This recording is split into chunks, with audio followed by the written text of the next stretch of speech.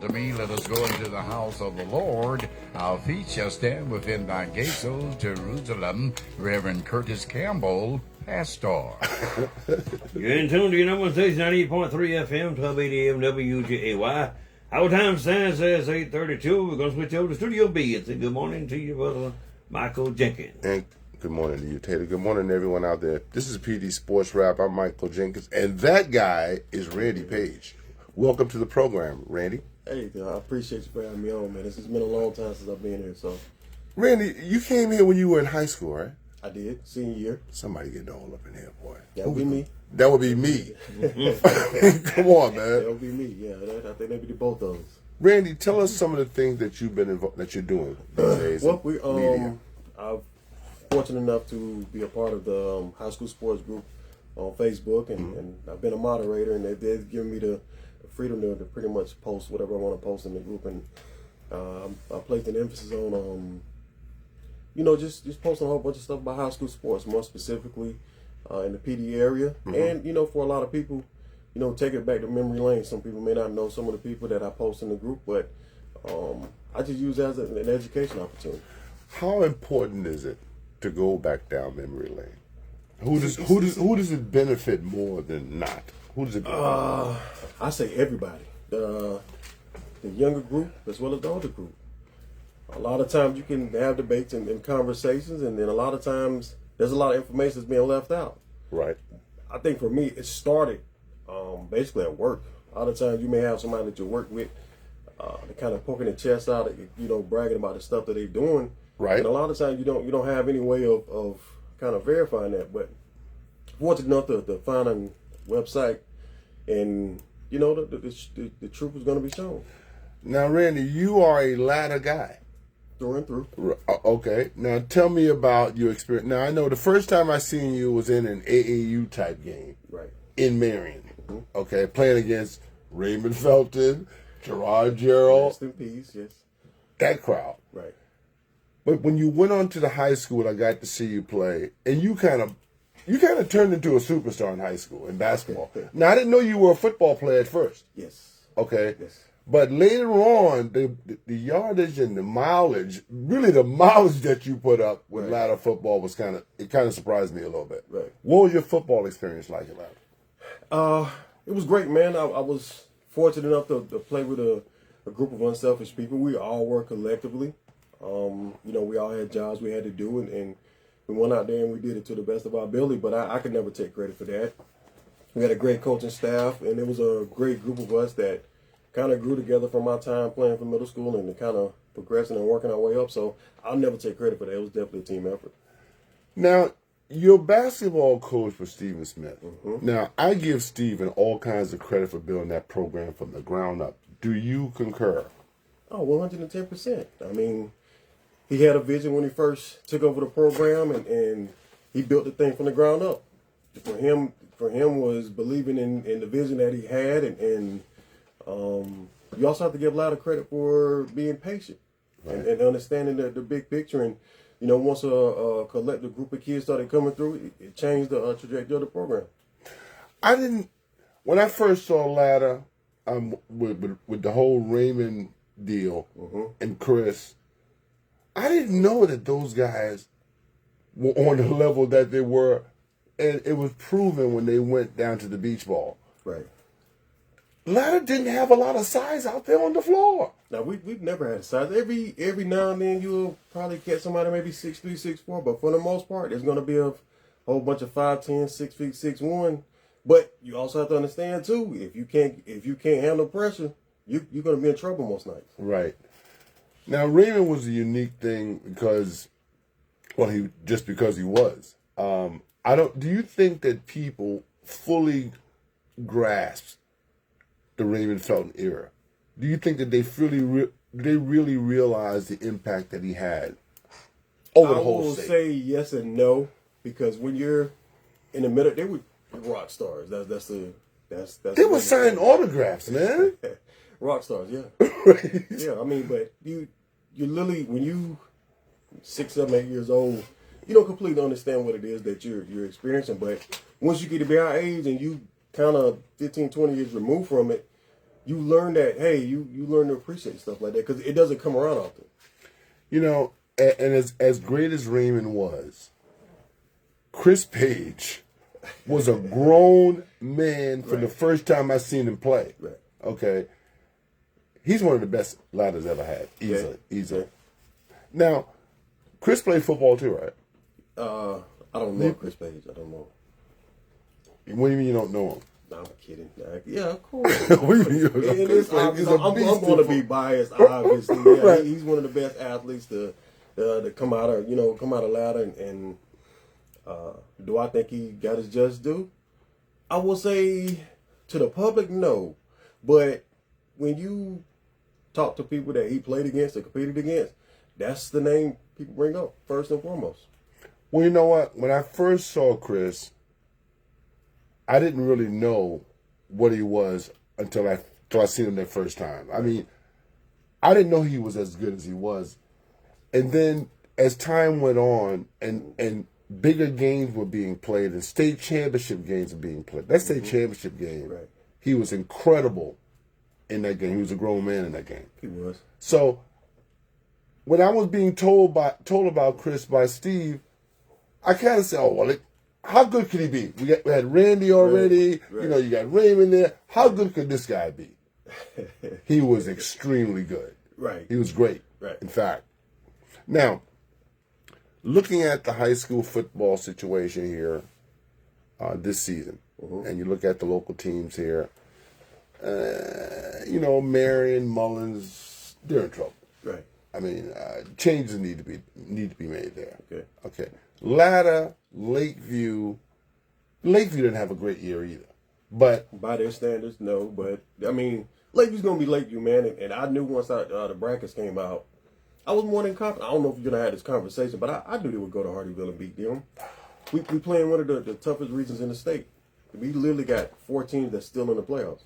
yeah, it's funny you should say that because when you look at the situation with Marlboro, well, that's not Marlboro County, but you look at Marlboro County and you realize that they lost to Latta and Dillon this year, and people were kind of thinking, they're getting in the first round game and they'll probably be beat. But Right. that didn't happen last night. Marlboro County won, and so they're moving on as well. Right. Dillon didn't have a great season either. By their standards. By their standards. Absolutely. But they did manage to get themselves in a position for a couple of first round football games, and they won last night going away. Yes. I had put out on South Carolina High School League group that, you know, day after Thanksgiving, it'll be Dillon versus Loris. That didn't go over very well. I mean, the people out there were thinking, no, we don't think so. There are other teams out there Right. and there is. I mean, you think about Oceanside Collegiate. Aren't they a part of that 3A bracket? Just speaking more specific to the lower state, Okay. you would have to say Oceanside Collegiate is the favorite. Yeah. But don't forget about Newberry. Newberry's a pretty good team. They started off slow last night, if I'm not mistaken. I think it was against Ainer. But they went in at halftime, made adjustments, and they pulled away second half. But if I'm not mistaken, I think Newberry's undefeated on a talented football team. But you already know Dillon's going to get better. Right. You know, they got a tough game against Silver Bluff second round, which I think they'll survive that. But if I'm not mistaken, the ultimate litmus test will be taking that trip to Oceanside. And after Oceanside beat Dutch Fork, I think they pretty much made it. I think they pretty much made it obvious they're the team to beat 3A again this year. And if I'm going to be honest, they're going to be the favorite again next year because if I'm not mistaken, the 2 best players are underclassmen. Can we call this fair, though? What's fair? Can we call Oceanside versus the rest of the world fair? I mean, against Dutch Fork, okay, Dutch Fork is a 5A school, Okay. and they beat them, I get that. Okay. But now, that they just, after they beat Dutch Fork, now they got to play 3A. Okay. Can anybody compete against them in 3A? 4.5, yeah. I think so. 4.5. Yeah, I mean, I'm just being honest because, man, look, Loris is talented. Experienced football team. I know they got at least 15 to 20 seniors on their roster. Right. I'm excited, you know, to see how things progress with him. But man, you know, everything starts in with Oceanside right now. But you know, there's a team that. What about that Mountain View prep school up there on the other end of In Spartanburg. the upper or state, something. Yeah. I feel like they were in a dogfight last night, if I'm not mistaken. I think Belton Honey Path is probably one of the teams to beat in the upper state. Obviously, you can't count out Mountain View Prep. Right. But you don't sleep on Woodruff. It's a Really? good football team too, if I'm not mistaken. I think they won their region. I was having a little back and forth with this kid from Newberry because when I made my post, his name is Josiah somebody. Okay. And he was saying, hey, man, you know, we're going to be the team. Hey, it's going to be us versus Oceanside. They are stacked. Yeah. Newberry stacked. Some scores last night, speaking of Newberry. Newberry beat Ainer last night 54-14. Hanahan over Walkmore 38-21. Walkmore had a couple of good players I've seen on their team as well. There's no doubt. It's a couple of super athlete type guys. Oceanside last night beat Georgetown 49-15. You had Loris over Battery Creek 59-19. Dillon knocks off Fox Creek 49-8. Marlboro County Bulldogs over Swansea 49-13. Andrews and Sherrod came away a winner 17-7. Hampton County 56-22 over Lake City. Right. What do you know about Hampton County? Man, That's that school that was combined, right? Yeah, Ridgeview, Estill and Ridgeland, yeah, Hardyville, Estill and Wade Hampton. Wade Hampton. Yes. That's right. Yes. The other Wade Hampton. 'Cause Yes, there's- I know they got one up there in Greenville. Yeah, right. East Clarendon beat Lake Marion. It's my folk down there, 14-0. You had Atlantic Collegiate beating Woodland. Oh, they nipped Woodland 14-0. You had Carvers Bay all over Allendale Fairfax, 59-0. Johnsonville, they look back. They seem back. In my personal opinion, that's going to be a great game with Scotts Branch next week. Johnsonville all over Branchville, 48-14. Scotts Branch, 32-14 over HP or Hannah-Pamplico. Lamar, Silver Foxes rolled over Calhoun Falls, 49-0. Lakeview Wild Gators, 28. Hardyville, 6. On the road, no less. Go Lakeview. Latta Vikings, 34-14 over Baptist Hill. I remember Baptist Hill for back in the day. They're down in Charleston, I believe, right? They are. Right. Right on the outskirts. Okay. Thomas Hayward, 47, Carolina Academy, 47-20. So we go into all the skis and scores, and we'll just go down to, that's it. No more scores. Looking at single A, Yes. team to beat. Carvers Bay? What, Lower State or just overall? Overall. Abbeville. That's right. And if we're talking more specifically Lower State, on paper, a lot of people probably going to say Bamberg. But I like Carvers Bay. I like Carvers Bay. For the lower state? Yes. But you know, when you think about Abbeville, those guys have been incredible for years and years. They got like 100 state championships this season. 101. Yeah. Oh my goodness. Yeah, right. What is it about Abbeville that makes them Tradition, so tradition, driven? passion. They're similar to Lakeview and Dillon and some of these other programs too, man. It starts at the feeder programs, more specific at the rec level. A lot of them run a lot of the same systems, but you know, a lot of it is pride and tradition. You know, and they take and what a lot of these schools don't get credit for. They do the little things well, Right. because you know you do a lot of window dressing when it comes to being out on the field and formations and stuff like that, but you know the fundamental aspect of it's still the same, still blocking and tackling. Somebody named Daryl Smalls, you know him? Daryl Smalls says Big Bamberg winning single A title. But you have to give Daryl Smalls credit. That's the way you're supposed to think. Right. You know, so You know Daryl? nah, I've seen the name before. Okay. Yes. Let's take a look at the 5A Division 2, for instance. Okay, and where we got the Northwesterns and the Greenwoods and all that. What's going to happen up there?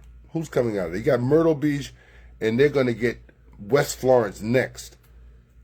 How do you? 5A Division 2? Yeah. How does this thing shake down? Man, you don't sleep on Carolina Forest, man. They played well all year.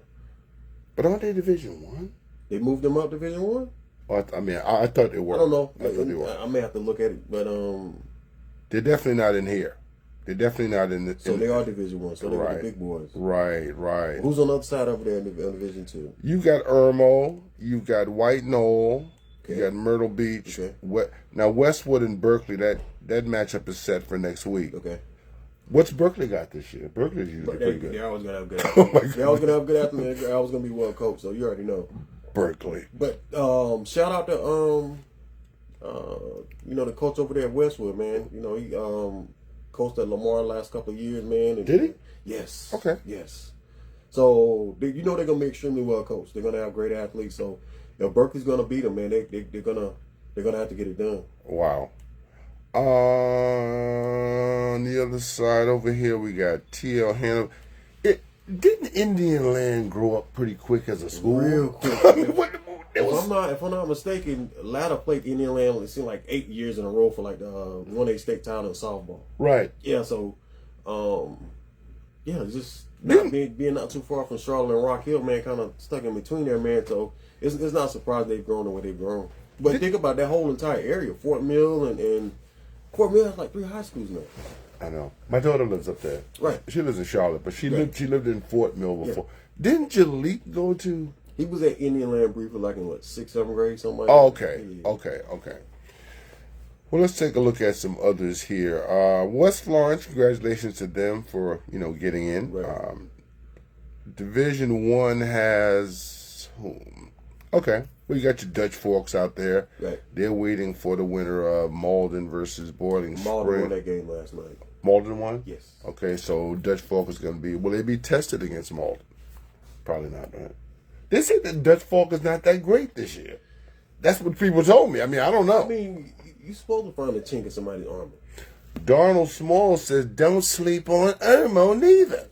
That's what Donald said. No, I agree with him. Irmo's been one of the top 2 or 3 teams in the state all year. Wow. So looking down here, you got Dutch Fork, you got Burns, Right. Ridgeview, Dorman. Yep. Shout out to Coach Howard at Ridgeview. They're balling right now. Has Dorman returned to the dominance of a couple of years ago? I mean, they were pretty good. They're getting there. Yeah. They're getting there. Yeah, definitely. Looking on the other side, here's where your Carolina Forest lives, okay? And they waited. Well, they're going to play against Fort Dorchester. Okay. This is another huge school right here, right? Which one? Fort Dorchester. Yes. And the scary part is they lost a lot of kids to the transfer portal during the summer. So for them to get to that point, that's impressive. Yeah. Fort Dorchester. They knocked off, looks like Lexington last night. Now they're going to play Carolina Forest. Right. I remember when Carolina Forest was a 2A school. I think they came in as 2A. I remember I know that. Waccamaw came in as 1A. Right. And matter of fact, take it a step further with Carolina Forest. They're talking about separating and building a completely different high school down in the Carolina Forest area. Really? Yes. So, would you say that schools like Carolina Forest and Waccamaw and those places are the reasons that Conway has fallen off the earth? 110%. You losing kids. Hence the reason why some of these other programs have kind of fallen off by their standards because of new schools and stuff being built. Looking at Sumter's pretty good this year. Sumter's always good. I know. Especially, they're always going to be elite defensively. Shout out to Coach Breland down there. Shout out to Coach Bree. Right. So Sumter's sitting there, and they're playing the winner of James Island versus Wando. You know who won that game? No. But Sumter's. I'm anticipating James Allen probably winning that game. I had a buddy of mine who I played basketball with, college basketball. Okay. And he was from James Island. They were the James Island Rams back in the day. Ooh, okay. See, I know about those Charleston schools because I grew up in Utahville, which I went to school in Holly Hill. Yeah. Okay. Course. Holly So and Roberts. yeah, no, right. but we weren't Holly I Hill. know. Yeah, right. I know. It was just Roberts, right? Right.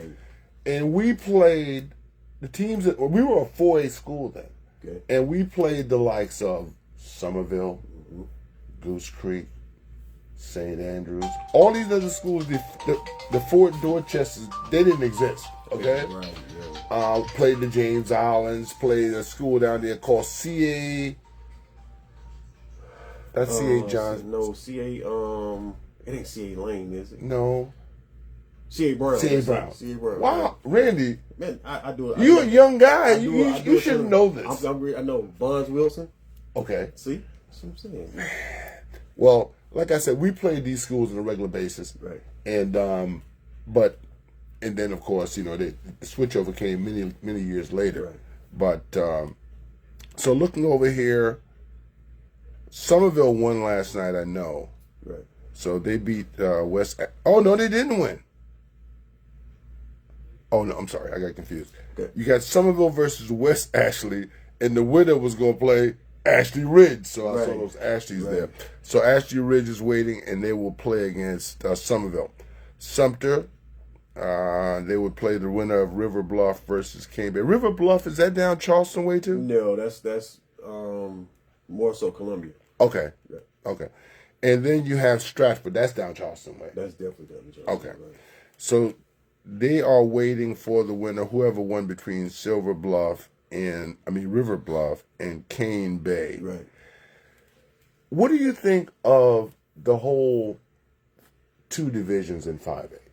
I mean, Me personally, I'm not really a fan of it, but I understand why they do it because of the amount of schools. yeah. Right. I see some schools playing. I'm seeing some 5A Division 1 and Division 2 teams being in the same conference. Being in the same conference, but being completely separated. I actually had a conversation with somebody about that yesterday because I don't know how valid it is, but it seems like there could potentially be in talks of one doing the same thing next year and potentially adding maybe 15, Splitting? maybe adding 15 or 20 like 2A schools come down and just split it in two separate divisions. Now that's just I don't like the way that sounds. could potentially be conversations about that particular topic. I don't like the way it sounds at all. I understand that they have to, do things to fit the resources that they have, but I don't like it. Anyway, AC Flora played York last night, and AC Flora came away with a 49-14 win. Our inner city Columbia schools, the big threats that Rock Hill and the upstate is. I don't really see I it. will say, if you're talking about, with the exception of maybe Irmo or Dutchford, Right. On a consistent basis, maybe not, but it differs from year to year. Because you have programs like AC Florida that that's going to be in contention, but man, Rock Hill, that's a different world up there. It's just different. I don't understand how they got how all these schools started being built up there. And it seems like, do you think that the power has shifted up there? Either there or in the upstate with the Spartanburgs and I think the upper state, for the most part, has mostly had an advantage because there's more money to disperse up there. You have more money to deal with. Definitely. So the facilities are probably going to be better. There's going to be an upgrade, facility wise. So, but it still comes down to blocking and tackling. Randy, you're right about the resources part because my wife and I were going up to the mountains, and I saw an exit for Dorman High School. I knew where you were going. I've seen Dorman like 3 or 4 times. Yeah. That's a college. I said, you know what? This is not a high school. I said, basically this is almost like a small city. Right. You're right. The facilities there, just from the outside, very impressive. It's different. Yeah. It's different. Yeah. So, and they kind of stole the thunder of Spartanburg High School, who used to be the big dog up there. But it goes back to what you said, though. With all the schools being there, you're not gonna have all the same kids going to a Spartanburg High. Because you remember, even though Dorman was good in the 90s and stuff like that, Spartanburg ruled that area. Ruled it. What, 3 or 4 state titles in a row? Correct. I mean, now it didn't hurt to have Stephen Davis as your tailback and the number one player in the country. It's funny you mentioned Stephen because Right. I went to that game. I went to that Sumter versus Spartanburg game. Wow. And let me tell you something. That guy was a beast, man. I had never seen anything like that at the high school level. They couldn't do anything with him. He was just too big. I mean, you know what? And which I don't think he gets enough credit for. You know, he was a high school All-American as a sprinter. Really? Yeah, he's an Olympic sprinter. Yeah, at 6'2", 230, 240 pounds. Yes. I was very proud of him when he played for the Redskins. I mean, remember when they put him back there as in a single back. Yes. You know, it's funny, bringing his name up too, because I know you've seen it, but I always tell people all the time, I don't hesitate. He's the best running back to ever come out of the state of South Carolina. Mr. Smalls said, this split division been going on in 1990. Bamberg and Silver Bluff were in the same region and both won state titles. Thank you very much for that, Mr.